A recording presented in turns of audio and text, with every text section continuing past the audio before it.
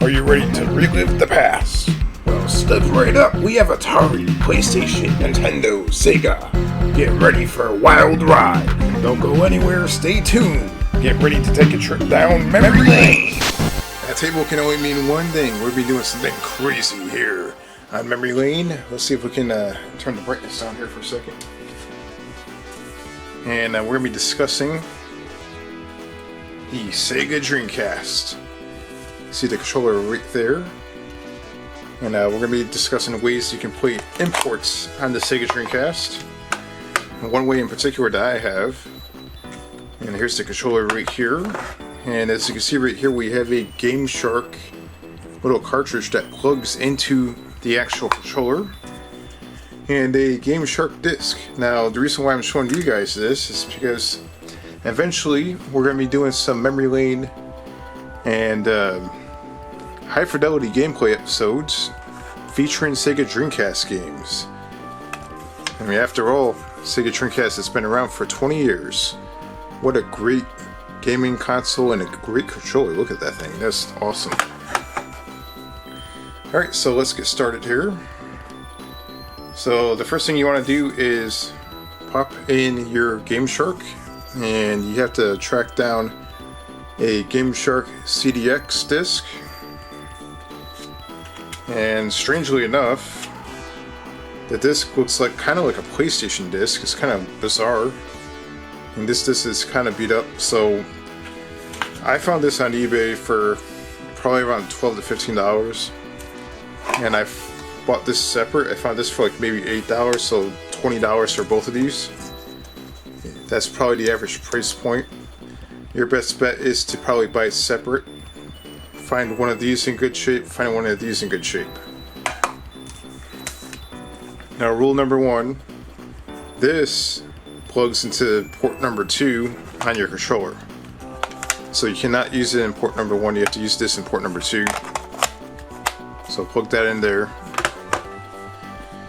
And we're going to move the camera over here for a second. Get the TV on and get everything all up and running. We'll turn the TV on right there, and we're going to be popping in Game Shark into our Sega Dreamcast right here. And again, it looks like a PlayStation disc. Very confusing. So if you buy one of those online, some people have them listed as PlayStation discs, and they look identical to the Dreamcast disc. I don't know what the hell the difference is, to be honest. Of course, one of them boots up for the PlayStation, the other one boots up for the Dreamcast, but the discs look identical. There's like no markings on it. So turn your Dreamcast on. You got the beautiful Dreamcast introduction right there. It's fantastic. Look at that. It's awesome.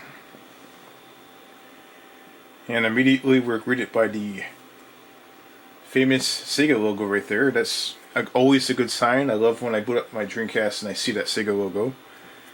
And I just noticed Game Shark CDX is not licensed or endorsed by Sega, all that stuff.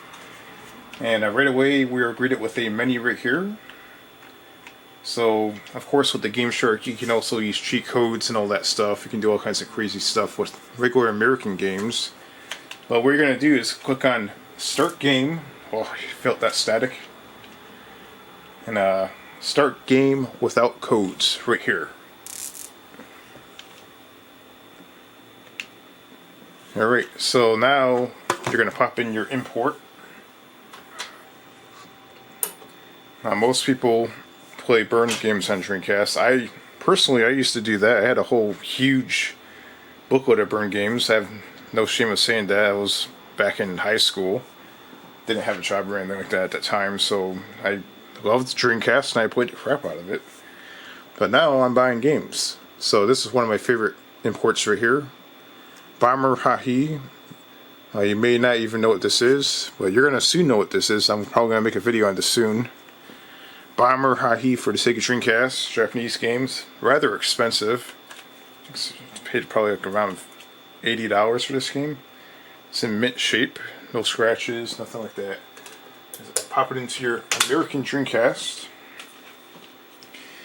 And the funny thing about Japan, they have these weird spine cardboard things here that usually you would never see that in America.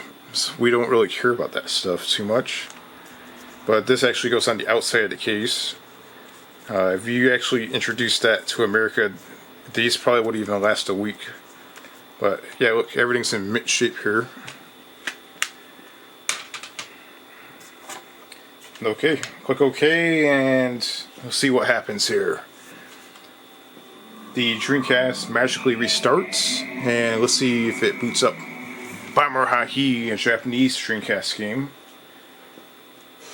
And we got the famous Sega logo right there. That's always a great sign, and you hear it booting into Bomber Ha-He, a Japanese region Dreamcast game on an American console. And we got Bomber Ha-He, one of my favorite games on the Dreamcast. Oh, this game is definitely like top tier hidden gem on the Dreamcast. This game's awesome. It has a little bit of a language barrier. I haven't played it in a while, so let's see if I can take a guess what this is there. Alright. Let's not click on that. Let's go back.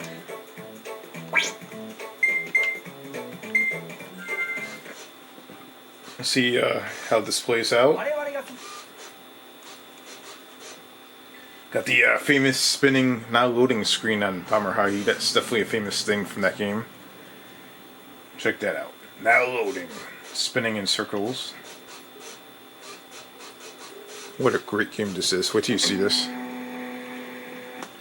Alright, so if you never played a Bomber Ha-He, you're in for a treat. I'm going to do a separate video on this, but I'm going to just give you guys a little bit of a gameplay sample here. Now, once again, we're playing a Japanese game on the American Sega Dreamcast. I almost said Sega Saturn for a second.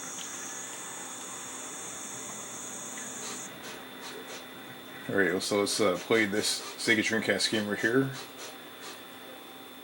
And basically what you do in this game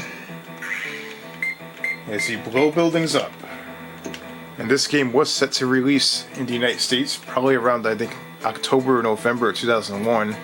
But obviously, unfortunately, 9/11 happened, and this game was banned right away. So this will give you guys an idea how cool this game is. It's a damn shame that it never released over in the States, but now you can play the Japanese copy of it. There is a little bit of a language barrier, but it's not too bad. You can definitely play the game without knowing Japanese. And I get around it. So go to this, you push start, and go to that second one right there. And this is probably like yes or no. The top one right there allows you to see exactly the mess that you just created. Wait till you see what I just did. Boom! That's awesome. I love it. Cool physics. And the building behind it got damaged. You can move the camera around over here. There's different camera angles. You can replay the explosion. And that's Bomber Ha-He. I'll do a separate video on that, but yeah. This Game Shark right here, CDX, must have on the Sega Dreamcast. You also need the little adapter here. So if you want to play some really cool imports, such as Bomber Ha-He, Game Shark CDX, you must have. This game, or this little accessory for the Sega Dreamcast, allows you to bypass the region lock. And it works quite well. I was actually surprised. So, yeah, I'm going to be playing some Japanese games on the Dreamcast. Eventually I'm going to show you guys what I have. Just for starters, this is the #1 import for me. I definitely wanted this game really bad, so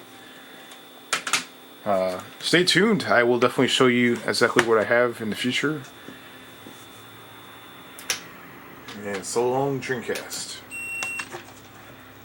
And wait, before you go, and before you give me a thumbs up and a comment down below, I'm going to show you my cool looking little cat icon on the memory card right here. And I forgot, I did this like years ago, like probably over 10 years ago. And I had no idea, I totally forgot about that. But yeah, check that cool looking cat icon out. That is awesome. It's a little cat.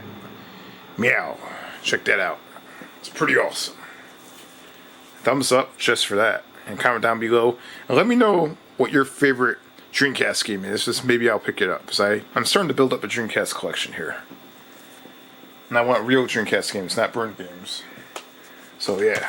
Stay tuned for more episodes of Memory Lane and high fidelity gameplay. And yeah, Dreamcast is coming soon.